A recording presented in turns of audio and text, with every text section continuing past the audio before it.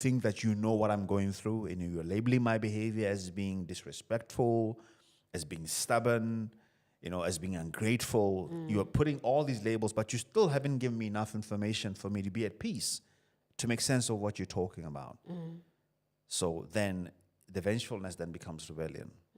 A question is coming up in my mind. Why is it so tough for Black parents, particularly, to communicate with their kids, especially about the tough conversation? Something as simple as, for an example, if a dad has passed on, and for a young kid, they'll just go with the flow. They won't speak to the child that this is what has happened and this is how life is going to be.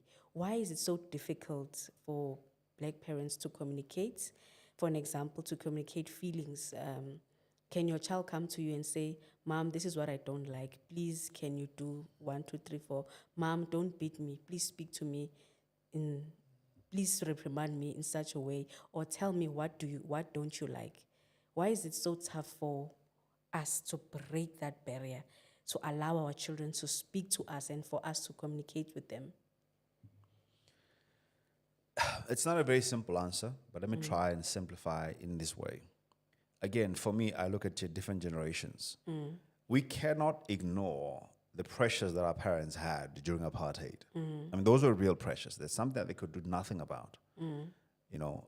Having to raise us under those conditions many times, with lack of resources. Yes, there was plenty of societal support with extended families, but also it was in a very dangerous environment under apartheid. And so a lot of our parents raised us danger averse. And the language reflected that. We were raised through warnings all the time. Like every single sentence that came out of Black parents' mouth is a warning. If you do this, this is what's going to happen. If you break this, I'm going to do that. If this happens, there was constantly some kind of a danger condition that was being put as a way of communicating with us. And it reflected what they were experiencing. Now that we are where we are, unfortunately, that's what we learned. And then we are still taking their pressures and we're making them our pressures. And we're still communicating with our children in the same way. But the thing is that we live in a completely different environment altogether. We live in an environment that is not quite as dangerous, but it has got many more elements of complexity than they had. What do I mean by that? When you and I were growing up, we grew up in predominantly Basotho, Amazulu, Maxhosa, white people area. Now, our kids have got nationalities from all over the world. That's true. That's a complexity. We didn't have these phones. We would listen to the radio, let's say 8 o'clock at night, listening to the story time, everybody's around, and we're all listening to the story. We're all hearing the same thing. But now these days, everybody's in their rooms, everybody's on their phones, they're watching all sorts of different things. So you get people in the same home, but they're all living in completely different worlds altogether. Right? So that's another element of complexity. But then there's the issue of choice. There's the issue of what our children are experiencing today as far as different experiences in their schools. In their schools, they're allowed to speak. In the schools, they're allowed to ask questions. In the schools, they're hearing from other kids who are different from them, how their parents are raising them. They're receiving new information that unfortunately begins to make it very clear, unfortunately, some of the gaps in your own parenting. Not so much that you are the other parents are perfect and that you're not. But unfortunately, as I said before, human beings, we make comparisons based on the things of danger. So I'll listen out to, that place over there, the parents are nice and all of that, but my parent is not. And I start to list all the things that are wrong. And the reason why our parents could not communicate with us is because, first of all, they didn't have the tools that we have today. They didn't have the time, but we do. We've got a bit more time than our parents did. We have less kids than they did. We've got more resources than they did. So there's absolutely no reason why we should not be communicating and talking to our kids. Because if we don't, that device in their hand is going to be communicating to them. That's true. I don't know if you saw, there was a story. There's a story right now that's running, doing the rounds, of a 14-year-old. I don't know whether it was UK or the USA, that was looking for. They were having suicidal thoughts, and so they start talking to ChatGPT, and then ChatGPT says to them, "Go kill yourself," and tells them exactly what they need to do to go kill themselves, and the kid committed suicide. Yeah. Right? So we need to understand the reason why our parents did what they did is because of the circumstances that they were under. It was also a culture of ageism, and how part of respect is that parents talk to you, you don't talk to them. You don't go to them with issues, they come to you to tell you what you're supposed to do. Like when the father's sitting in that chair, like nobody bothers them. And when mommy's doing that nobody bothers them. That was an issue of culture back in those days. But we know that culture has created adults who don't think that as parents, one of their primary roles is to close the gaps of knowledge in their children's minds. They're uncomfortable with children asking them questions. I hear this all the time. Yo, Pastor Zwani, that's me. I don't know. I think they're asking too many questions. And it mustn't bother me. I'm busy. But you're not. You're on your phone.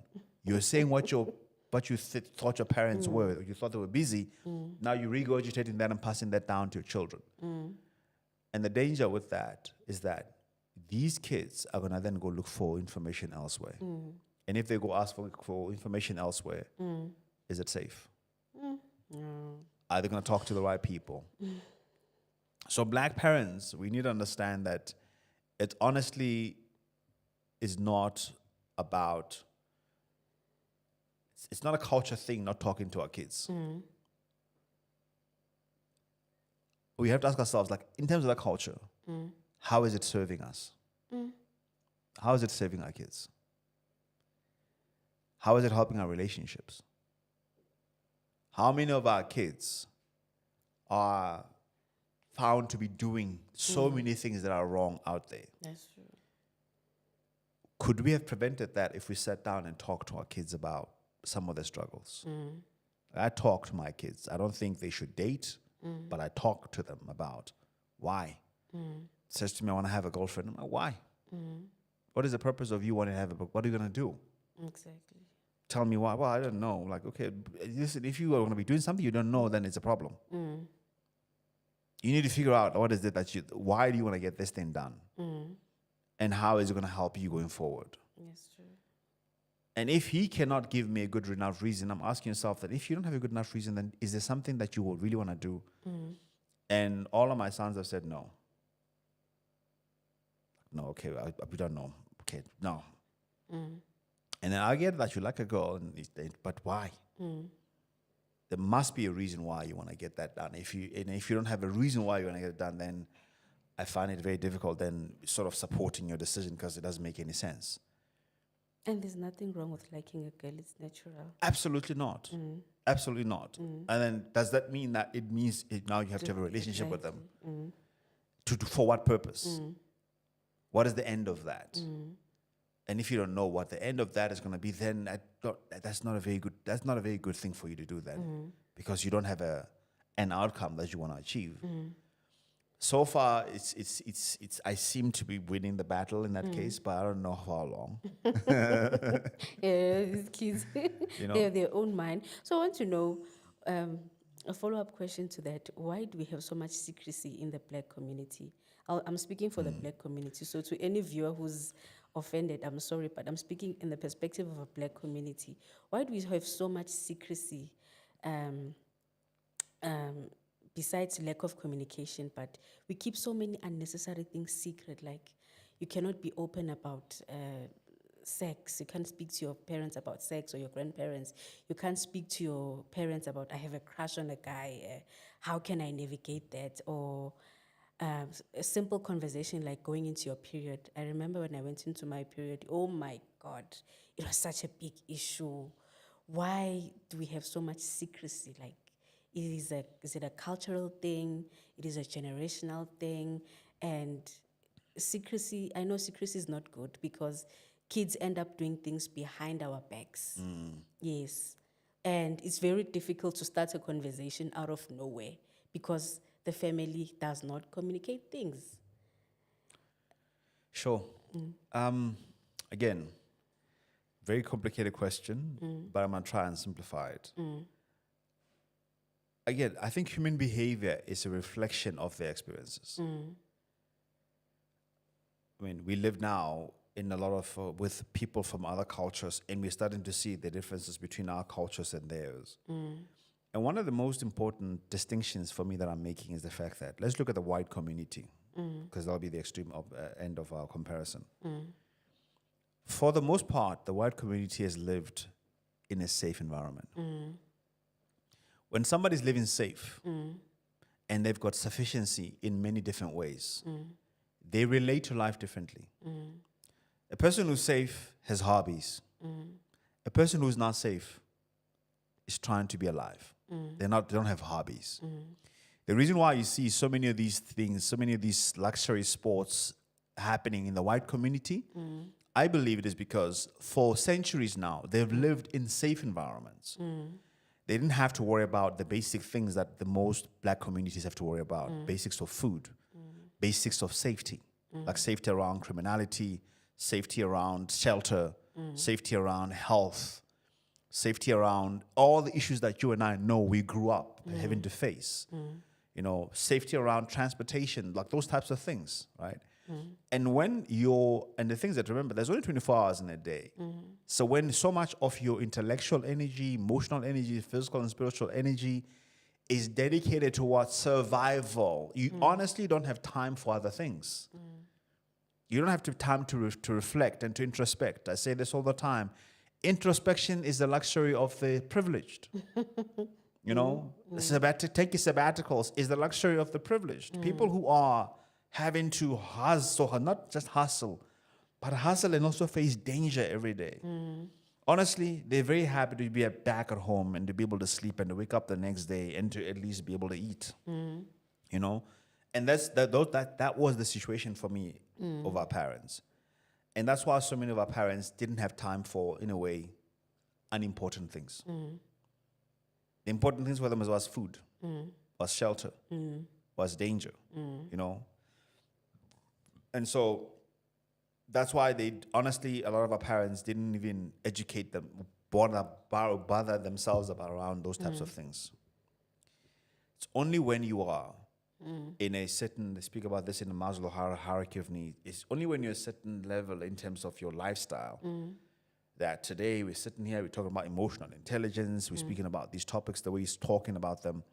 And part of the reason why we can do that, Zianda, is because we're privileged. In comparison to the rest of our community, we are high up there. And it doesn't take a lot to get high up there in this country. To be in the top 10% earners in South Africa, you only have to be earning about 780,000 rand a year. And then you got proximity. So somebody who is a Makaya, you know, that doesn't have Uber.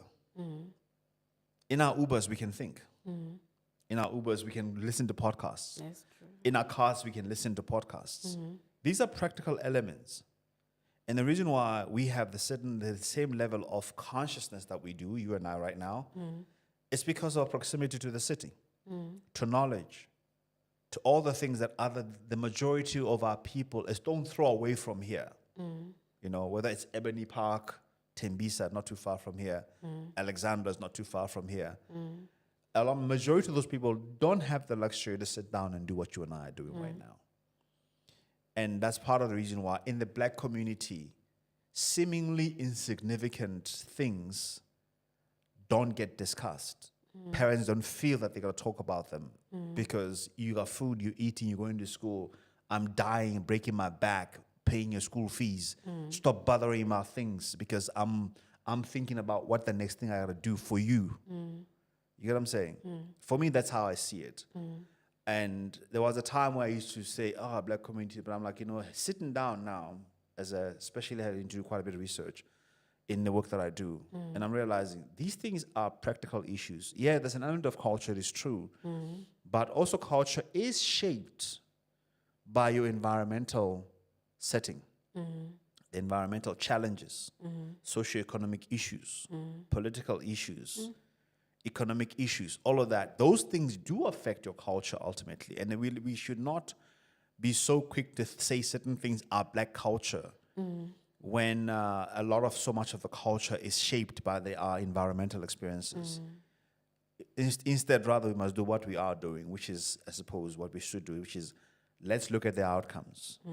If this is something cultural and that we see predominantly happening in our communities, is it yielding the right kind of outcomes for us? And if it is not, then what are we supposed to do? What are we going to do about it? And we should do what you are doing now, which is having discussions, and hopefully somebody gets to hear about it and they go spread the gospel out there, and then hopefully then we get better as a community. Oh. So can you speak about mental health in parenting and relationships? Again, why is it such a shameful issue? I'll speak personally. I remember after my mom passed on and my aunt had depression, my other aunt was like, so why is it such an issue? I mean, it's not the first person dying, so even her daughters are doing well, but why is it such a shameful issue? Like, I remember my aunt, she was made to be felt like, this is not the first person dying in our family. Why is it such a shameful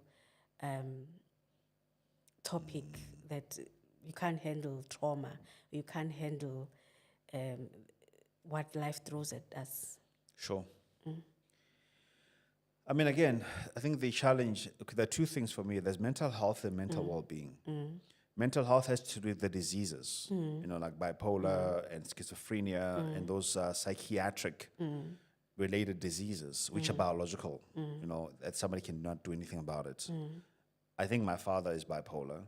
It wasn't diagnosed, but, it would just disappear for years on end. And of course, in our black culture, because of a lack of knowledge, when somebody was that level of mentally ill, we call them crazy. And then, of course, the other thing was suggestion that maybe they might be bewitched. Witchcraft. There's witchcraft around that, right? And that's a lack of knowledge again. And so, unfortunately, immediately when somebody starts to then struggle mentally, we start to have that as an association. The mystery of mental illnesses and the negative connotation that we have towards it, we sort of taints our mental struggles. And we start thinking, this one, either way goodiesa, or they're acting up, whatever the case might be. But the other part about it is that, again, as I've said before, in a high-pressured environment that are full of danger, we try to oversimplify things.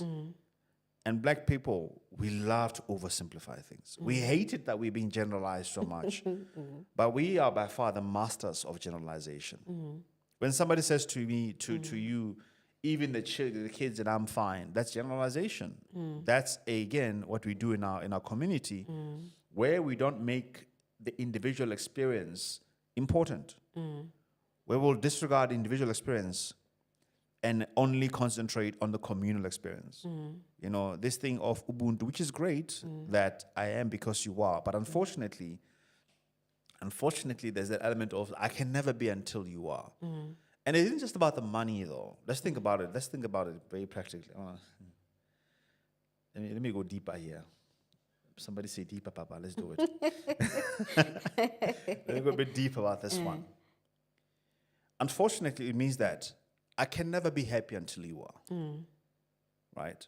If you're unhappy, then I've got to be unhappy. And if you are unhappy when everybody else is unhappy, then you must be happy. So there's the two extremes. We condemn people who are unhappy, and we say, what's wrong with them because everybody else is happy. And also at the same time, we also would condemn somebody who's happy when everybody is not. Because, again, we must all be the same. We must all be happy together. We must all be sad together. If you're not sad with us, then you're doing something wrong. If you're not happy with us, then you're doing something wrong. But the reality of the human biology is such that we're different. We're different. We have different personalities. We've got different emotional range, biologically speaking. We've got different mental strength, biologically speaking. Somebody who's an introvert will not handle social interactions the same way that an extrovert would. Somebody who doesn't, let's say, for example, feel emotionally and socially safe in a particular environment. Let's say, a woman is married into this family, but they're not made to feel comfortable in the family. Throughout, they've got a very uncomfortable situation. And then their husband dies. For them, that husband was the only person that they belonged with in that entire setting. So for somebody to try and make a comparison, for example, of how that person processes their trauma with someone else within the same setting is to ignore that person's personal experience. And so for them, it's not just a husband who died, but it's an entire world. For someone else, it's just a brother. For a daughter, maybe because of how safe they felt in the environment and the support they've had. Yes, it is a father, but they still have an entire support structure. And unfortunately, in terms of our people in our community, we really love to oversimplify things. We really just want, and part of it, I get it, is because we are constantly in struggle. There's so many things we're having to deal with every day. And honestly, you don't have time to think about it. Because if you thought about everything that black people are going through, I think you're going to lose your mind. Yes, true. There's a lot in our community. I mean, it's rough. It's not an easy experience in this country with some of the things that we have in the experience. And oversimplification is simply, natural.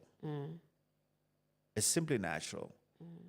And I think that where we can, we've got to be very compassionate in terms of tackling these issues and talking about them, and rather bringing awareness about why it is that it's so difficult for us as a people to tackle certain things instead of just maybe condemning and judging,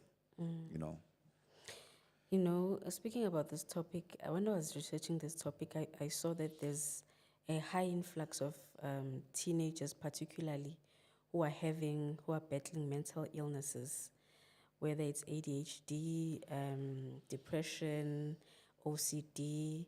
But the problem is that most parents are not open, or they don't have much information, or they are not open to supporting the child.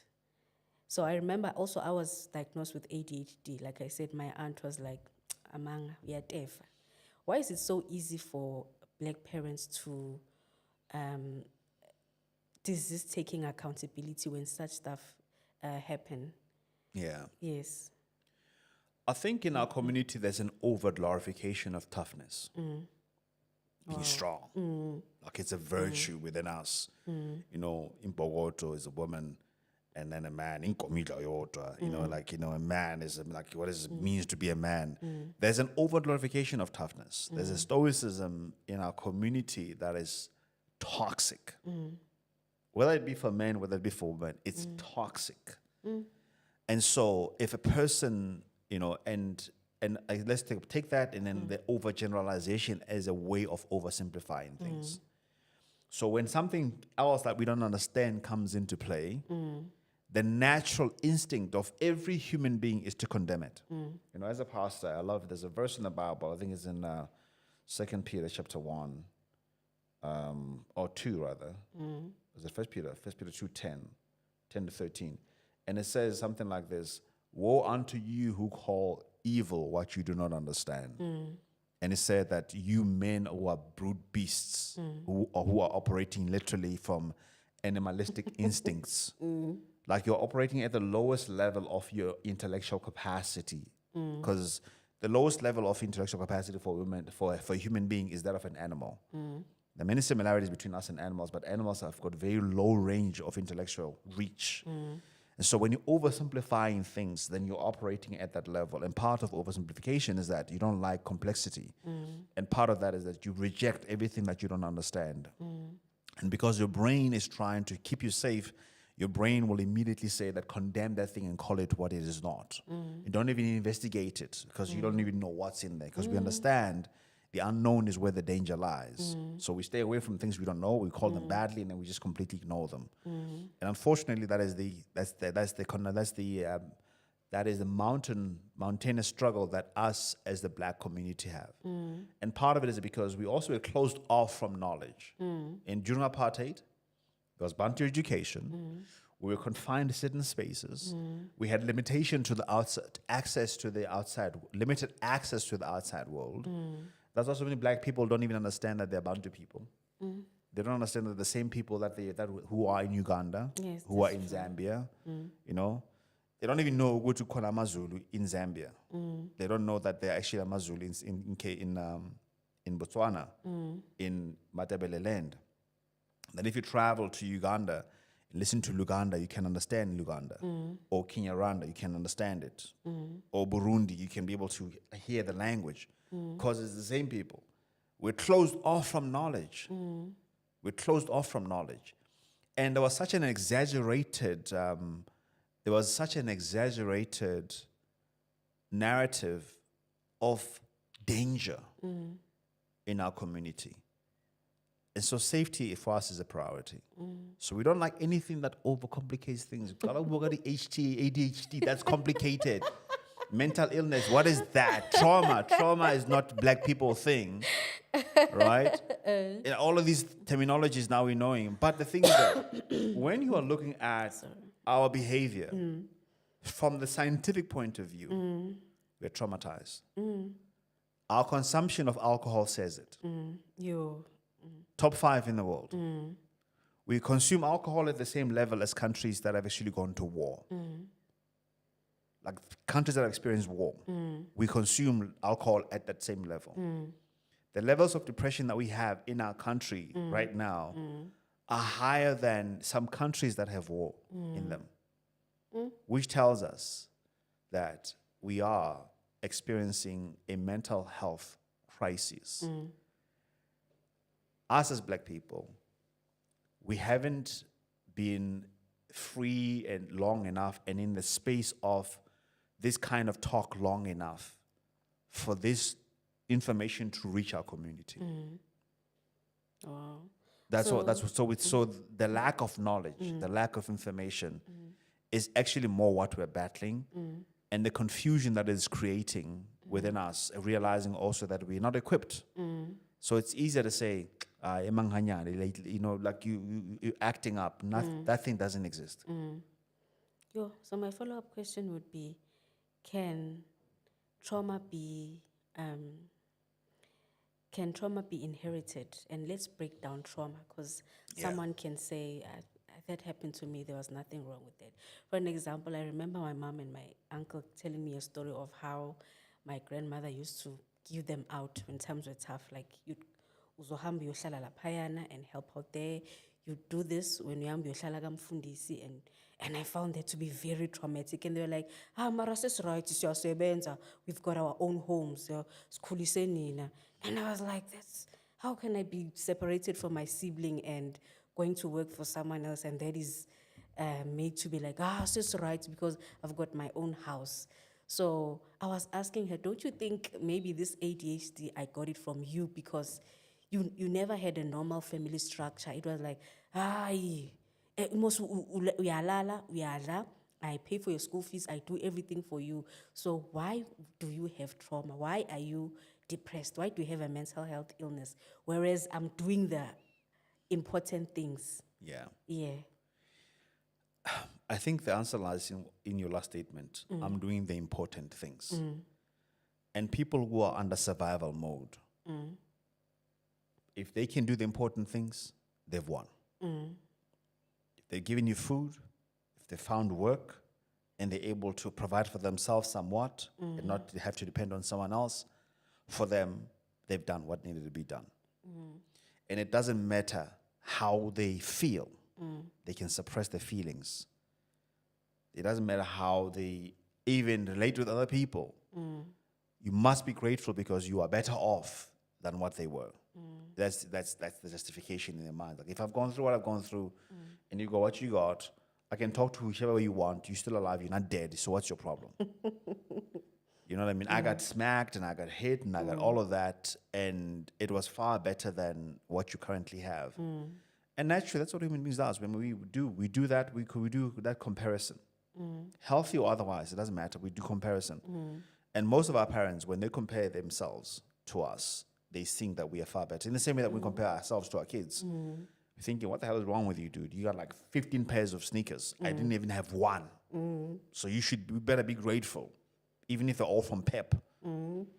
I didn't even have one from Pep, so that, and we do that comparison all the time. And it's an unhealthy comparison because our children are having a completely different experience than us. They'll never know what it's like to lack. The reason why for you, it can be traumatizing to think about this going up all over the place, and for her it was normal, is because you understand that disruption. And trauma, yes, can be inherited. In fact, there's an entire study that shows that trauma gets passed down from generation to generation. There's a study in the USA about the African American community. There's a study in Australia about the Aboriginal people. That trauma gets passed down, and that trauma actually even starts to impact to change your DNA. It starts to literally change your DNA. That if you're experiencing trauma right now, let's say that you lose somebody that you care about, new neuron paths start to form in your brain. Your brain starts to change, to the point that literally once you've gone through that, you'll never be the same. Like you change, you become a completely different person. I've gone through that multiple times, and I know that the person that I continue to become is so different. And so trauma definitely does get passed down. And the reason why we talk about ADHDs and all of that is because, again, it's unimportant things. I just figured recently that actually I probably have been having ADHD all of my life. Honestly, I sat down, I'm like, I know that if I don't get something done in 2 days, the likelihood that I'm going to get it done is very low. And people are like, I'm also like that, so what's wrong with that? The only challenge with that is that then you've got too many unfinished things. Exactly. I've got too many unfinished things. I mentioned earlier on about the fact that I have a book now that I've published. That I've written 3 other books that I never published. And you're like, but how come? That's because if I don't get it done in that period, and then I lose that interest, then that book lies in my laptop. There was 3 different times where I was ready to publish a book, and I'd even given dates. That never happened. This is the first book that I published, and I published without a date, and I wrote it without knowing that I was going to write it. I just sat down and I did it, and I wrote it, and I published it. Because I'm realizing that it's ADHD. If I don't sit down and do the work even for a client at a certain time, if I start, I have to finish it. If I don't finish it, the likelihood that I'm not going to finish it is very, very high. That I'm going to have to spend 24 hours, like literally overnight, to finish it because the deadline is here, is very, very high. But the thing about it, we don't talk about those things. And you're just like, you know what? I'm getting work anyway. I'm still making money anyway. I'm still doing better than most people anyway. So, but the thing is that it's impeding your ability to live out your full potential. That's true. And that's what trauma does.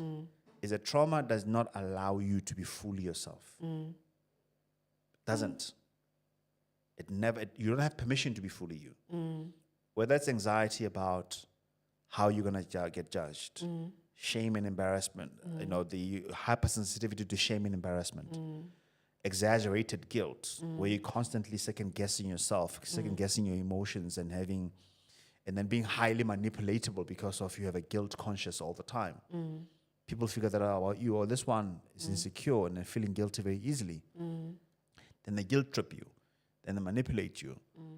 Or if you are somebody who's highly insecure, then you'll find yourself, especially as a woman, being targeted by narcissists because they can smell you from afar. That's true. They know the signs of insecurity. Or whether it be that you have exaggerated fear, and then you are highly anxious about what's going to happen, what's not going to happen, and then you get those OCDs, because people who are anxious also will have OCDs, trying to put everything perfect because they don't want anything that is unstable that can easily disturb. And some of those, yes, can be personality, but quite a lot of those things are actually induced by trauma, where you have hypersensitivity to complexity, to danger. You have a low level of trust. Your threshold of trust is very, very low. It may you become a cynic, become a cynical person, or you become toxically positive, which you see a lot in black culture. Even unnecessary. Yeah, like, no, look, it's fine, it's look, okay, that's fine, no, we're going. But no, you're not going. Something horrible just happened, and you need to deal with it because it's going to catch up with you. That's true. If you don't deal with it, it's going to catch up with you in your body, in a form of some inflammation, in a form of some disease, whether it's an autoimmune disease like cancer or lupus or fibromyalgia, or some kind of a mental breakdown at some point where you are angry all the time, you don't know why. That's because there's some things you haven't dealt with. The dysfunction we see in our community with people being proud of being dysfunctional, like all of those things, the pride of just being, what happens if I blow up my salary? It's my money. Don't tell me what to do with my money. And then the reckless financial decisions we make around buying super expensive cars and then not being able to pay them, and you are staying in that loop of dysfunctional behavior all the time. And all of that is trauma.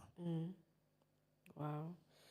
So in your work, what are some of the common mistakes you see parents make? For an example, when you are coaching, you see parents complain of the same thing, but they keep on doing the same thing. And another parent comes in and it's the same mistake. They're making the same mistakes, like they're repeating the same mistakes. What are some of the things you see them making, the same mistakes? I think the biggest mistake that most parents make is not teach their children the things they know and expect their kids to know what they know.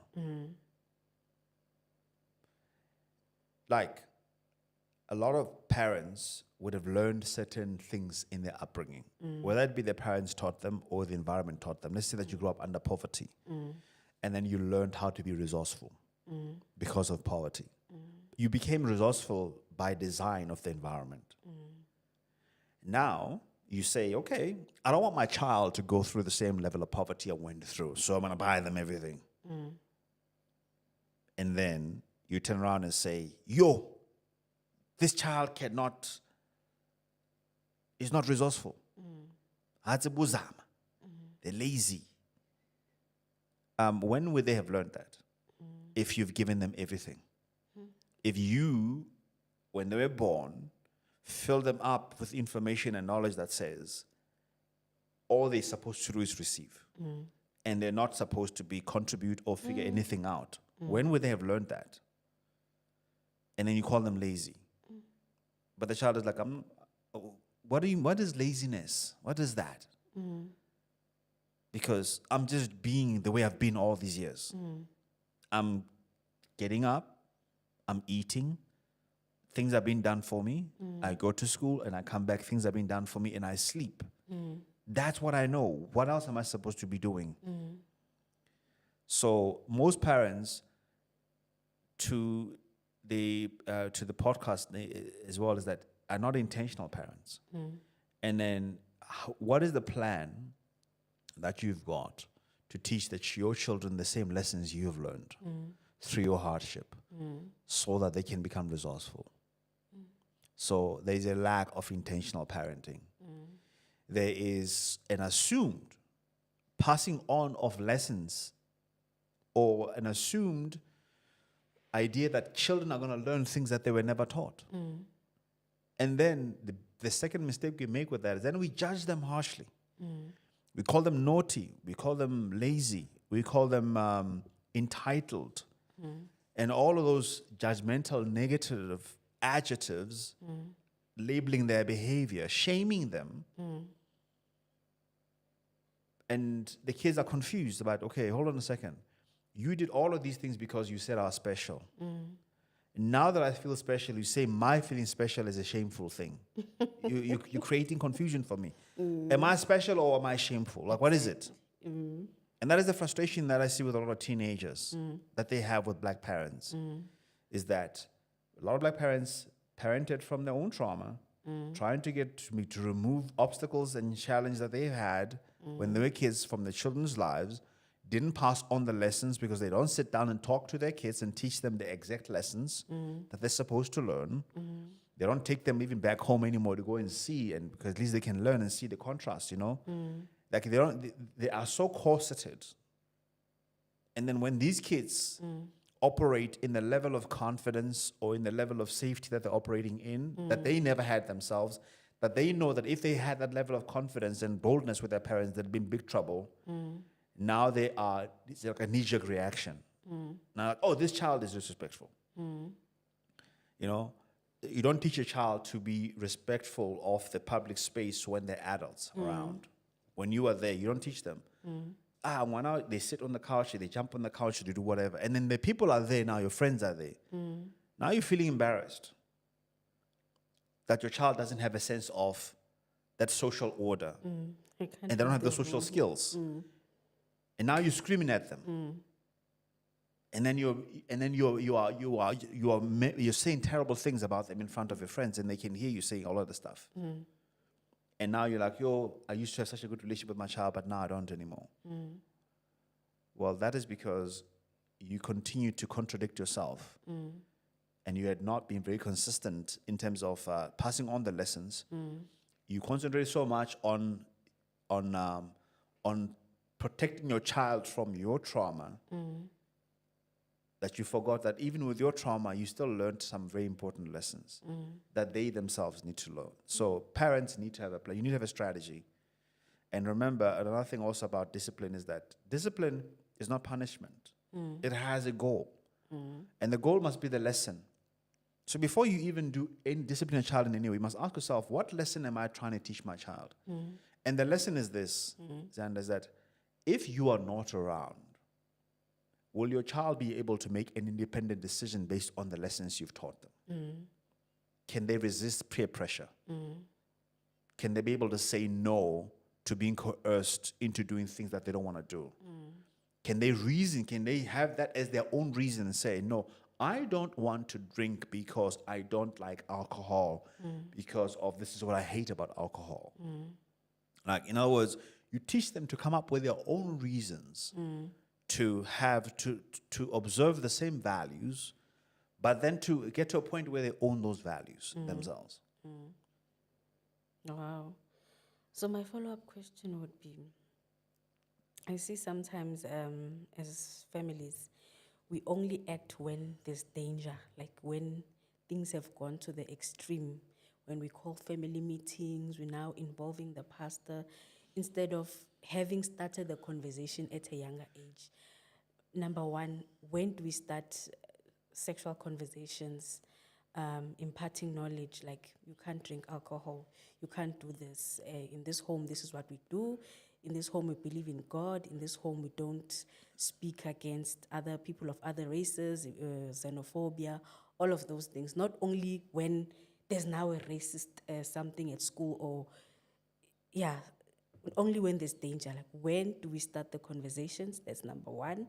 And number two, how do we stop ourselves from only speaking when there's danger? Like, when now we call family meetings, Umtana is pregnant, the child is now, they drank, he's expelled from school. We are now calling family meetings on how can we stop the situation. I think that, first of all, parent-child is a relationship. It's a relationship, and a relationship is conversation. And it's spending time together. A lot of these conversations happen in a relationship setting. When I travel with my kids, sometimes I switch off the phone, the radio, and I talk to them. And I ask them questions about what they're interested in, why they're interested in. I learn a little bit more about it. I found out my eldest son likes track. He likes to sprint. I'm like, I didn't know that. Yeah, he wants to do it. And he started doing it last 2 years ago. And then we start connecting around that. The next thing you know, the dude is qualified for nationals as a sprinter in 3 different categories. If I don't have the conversation with him, I don't find that about him. And I don't know how then to connect with him. I say that the reason why parents are not having conversations is because they don't connect with their kids, and because they're not the reason why they're not having these conversations is because they don't have the relationship with their kids. And if you don't spend time with your kids, you can never have a relationship with them. Conversations with your kids about what they like, instead of, again, why do you like that thing? No, you must like this one. No, you must like that one. Like the way your parents used to control you, now you want to control your child. And then the child is like, doesn't want to talk to you because they know every time they come to you and they discuss something important to them, you're going to try to change their mind about it. Instead of asking curious questions to understand why they like what they like. The reason why we end up in family meetings is because there was never a relationship in the first place. Children who don't feel seen will go elsewhere to be seen. Children who don't feel heard will go elsewhere to be heard.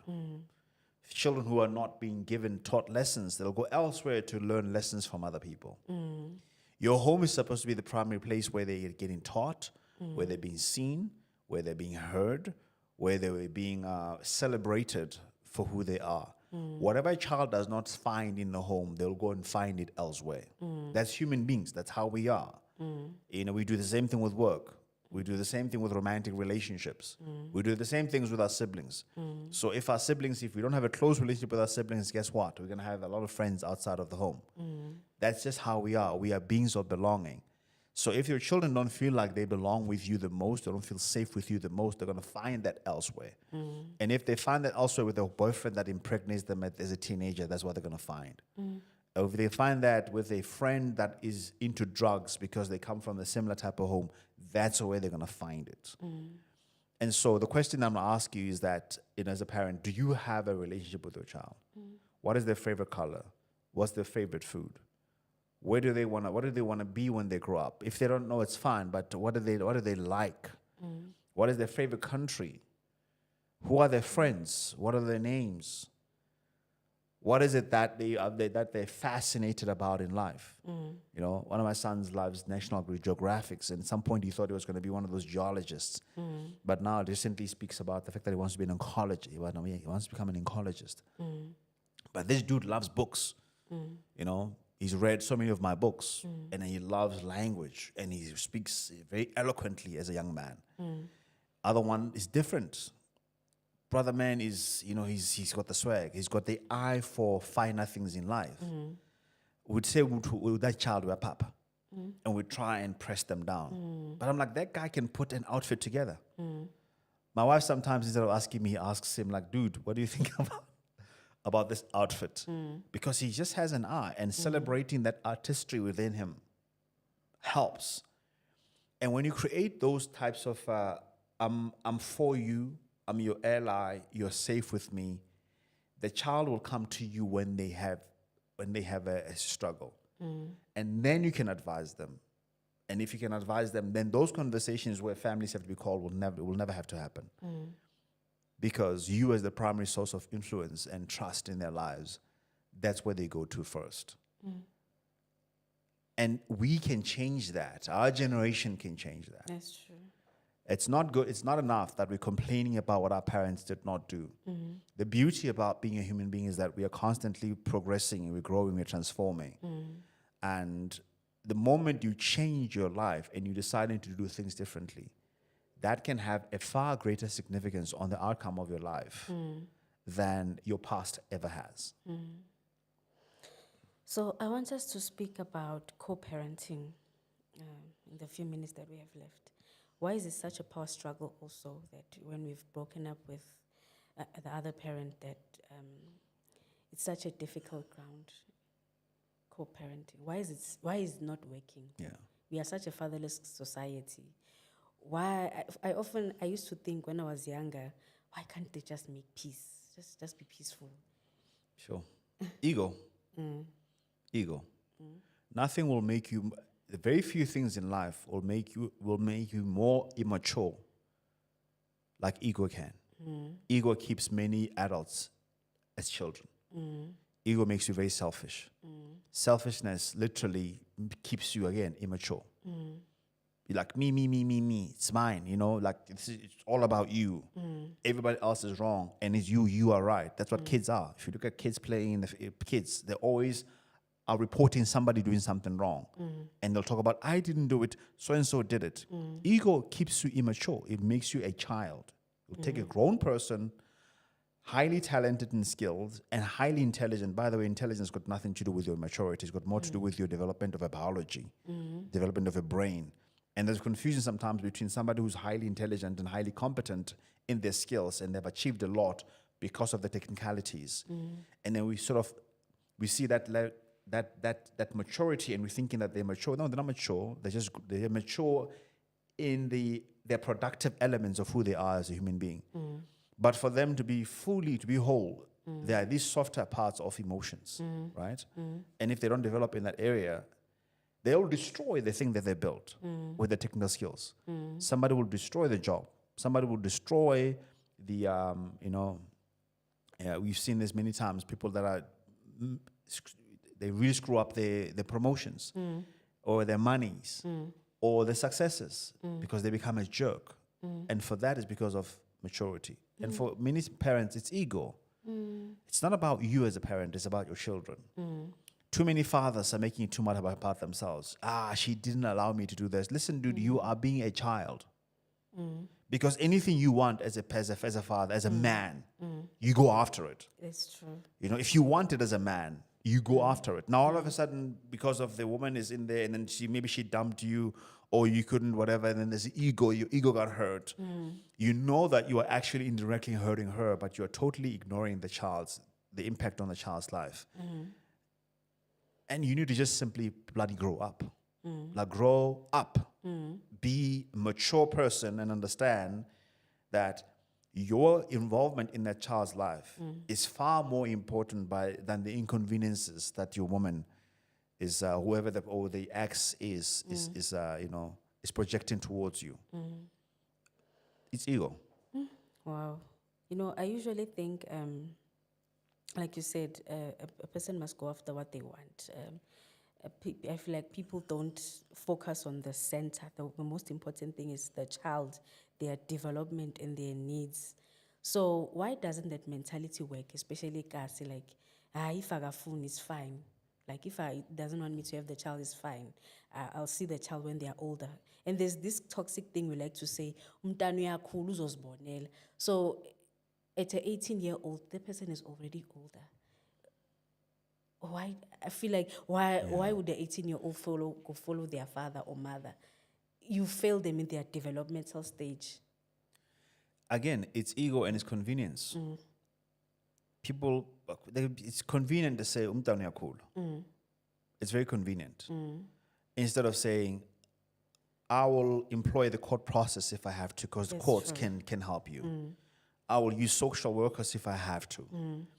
I would rather be found to have fought tooth and nail and failed than to just simply give up. Most men or most people who say that, they do that because they know conveniently it's a relief for them. They don't have to take on the responsibility of looking after that, because they understand that it's a responsibility. And they're only too happy that the other person is making it difficult for them. I don't buy any stories of, I couldn't do that. Like, we do what we can to go and see our children, to go and spend time with them. It haunts me every time that my kids at boarding school. Sometimes when I'm taking them boarding school, I'm asking myself every day, am I doing the right thing? Why am I even taking it? Shouldn't I spend time with them? Shouldn't I stay with them? Like, it's a constant battle when I'm calling them and I'm talking to them when they're at school. Am I talking to them enough? And if I miss a phone call and I'm not able to talk to them that week, like, it's a thing that haunts me as a person. And for many people, that's what happens. But let's be very honest. Most of us quit because it's convenient. And because there are no consequences. If that was a matter of life or death, would that person quit? No. Absolutely not. And the thing is that parenting kids is a matter of life or death. It's a matter of their life or their death. What is the role of money in parenting? Because I find that a lot of fathers or mothers, they bail out in co-parenting because they're not working. Like, if I don't have money, then what's the use? If I can't contribute anything, what's the use? I mean, for the by and large, kids don't care about your money. Children don't care about your money. Children are looking for your time. They're looking for your presence in their lives. They want your validation. They want your present care. And present care is that we've had 2 slices of bread with butter and, a glass of water with sugar. But we were in the same place. We had it together. There's a movie that I think you might know. It's called The Pursuit of Happiness. And it's about this guy, Chris Gardner. And of course, it was by the actor was Will Smith and his son. And they had an interview with Chris Gardner's son. And they asked him, what do you remember? How did you feel going up and down with your father? And then remember there was a scene there where he was in the bathroom at night, right? He didn't have anywhere to stay. He was with his son, and he locked himself in a public bathroom, locked the bathroom, and then slept against the door so that nobody comes in, right? And then, and the people were knocking on there, and then they were asking about that scene specifically, and going up and down, running, chasing after this guy that had stolen his machine. And the son is like, I don't remember that. All I remember was that I was with my father and we were having fun. It was an adventure.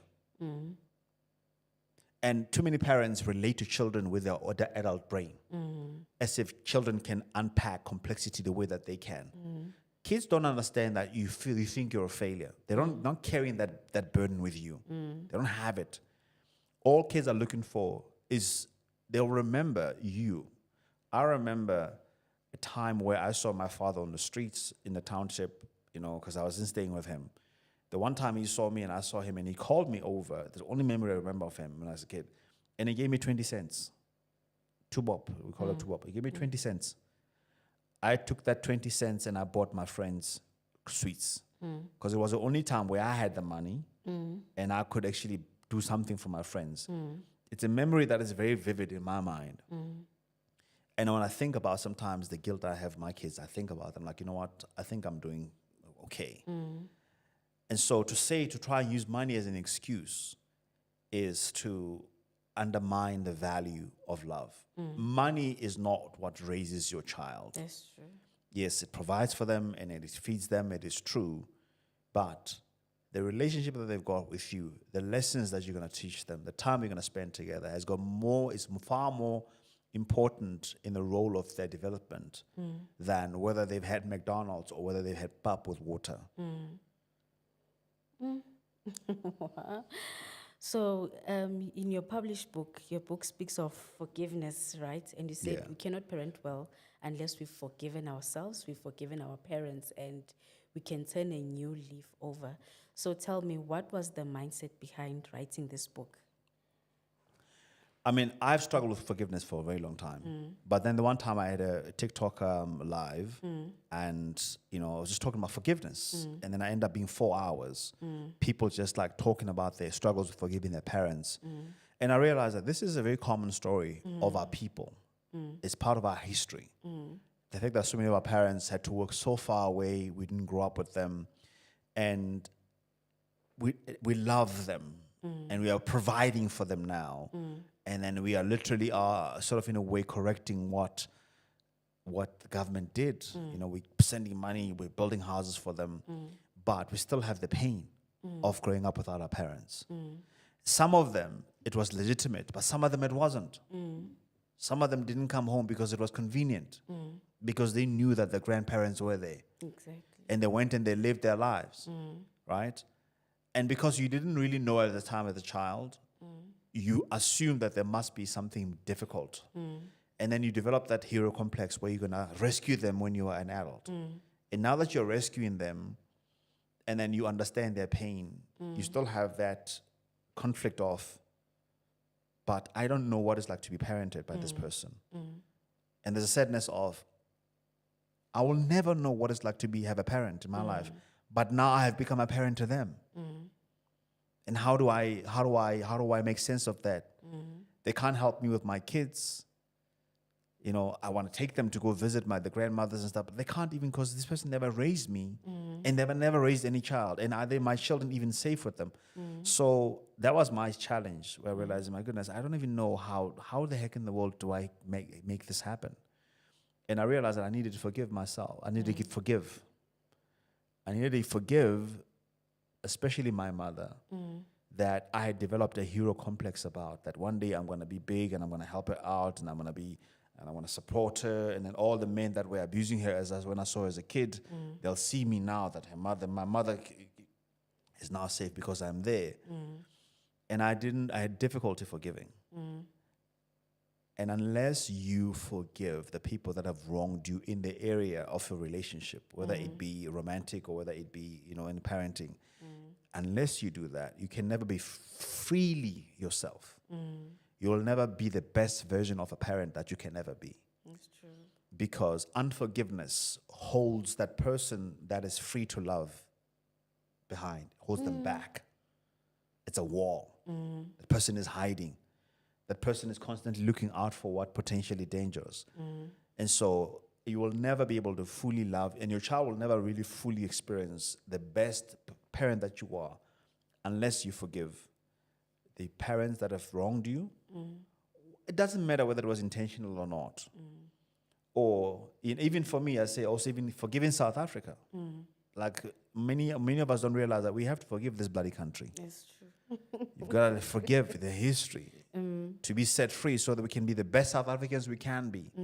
To go and really make a massive impact in the world with these types of podcasts and these types of activities. Like really, we have to let go. And then another part of that is that then you have to forgive yourself. You have to forgive yourself for whatever you may think your role was. Whether you think maybe I was too rebellious. That's why my parents. Because part of the trauma is that there might be a point where you were rebellious, where you were really just an unruly child. Not because you were unruly, but because of us, you were frustrated. You didn't know the emotions that you were going through. And so you got to then forgive yourself. You got to forgive yourself for letting people mistreat you.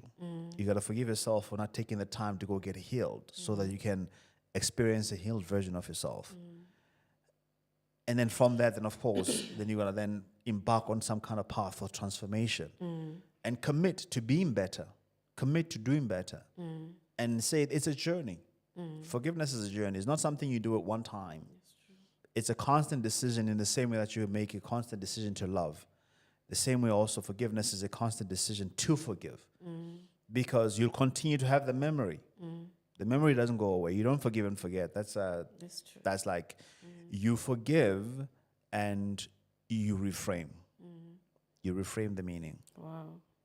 You take the power out of the wrong by becoming a better person.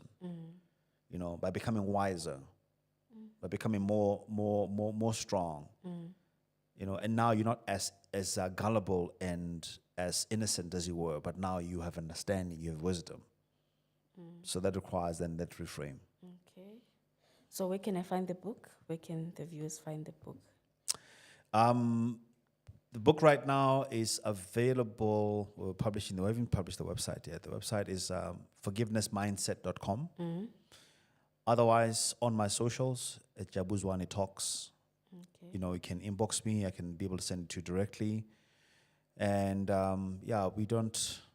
Otherwise, I can send you the link in the bio where they can go directly and get it online. Okay, I believe we'll have the details. Yes, I'll send you the details for that. Okay, thank you so much. In the last few minutes we have left, can you look at the camera and address teenagers, address parents, and address young adults on how they can become intentional in their parenting, how they can become intentional human beings?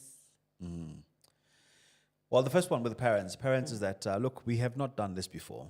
It's a new thing, and every new thing requires that we learn and we develop the skills. So equip yourself, educate yourself, surround yourself with healthy parents, deal with your past traumas, and you know what, don't take it too personal. I mean, look at how you're parenting, ask yourself, is that really how you want to raise your child? Is that the outcome that you want to have in terms of your children. And if it is not, then embark on some kind of a change. For teens, again, it's important to understand that it's a relationship. Don't be so quick to condemn your parents and talk about how wrong they are. At the very same time, it's important to understand that you have the responsibility also to work with your parents, to cooperate, to collaborate, because you're part of the team. So don't work against your parents. Do the best you can to work along with your parents. This whole parenting thing is a journey. Nobody knows it. We all have to be open to, to the learning process. Yeah, that's what I would say. Okay, thank you so much. Thank you so much for those words. I believe somebody has been impacted and has heard you. Thank you so much for joining us and for sharing your knowledge. I believe somebody has been impacted and is going to change. I know I have. So, yeah, viewers, thank you so much for joining us. Until the next one. Sharp.